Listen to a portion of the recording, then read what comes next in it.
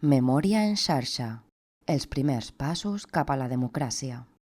1976-1978. Un futur en femení. La transició va impulsar una nova cultura política i l'emergència del moviment feminista. El franquisme havia institucionalitzat la desigualtat i la tutela masculina, i les dones van tenir un paper central en la mobilització veïnal i la reivindicació de drets socials i laborals.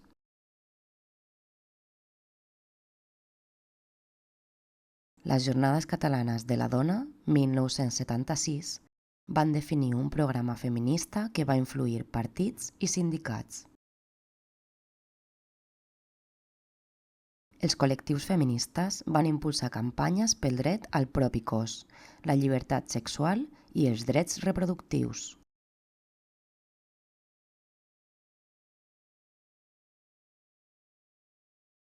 Van lluitar per la legalització dels anticonceptius, que es va produir el 1977, la planificació familiar, el dret a l'avortament i la derogació de lleis discriminatòries sobre adulteri, prostitució i homosexualitat.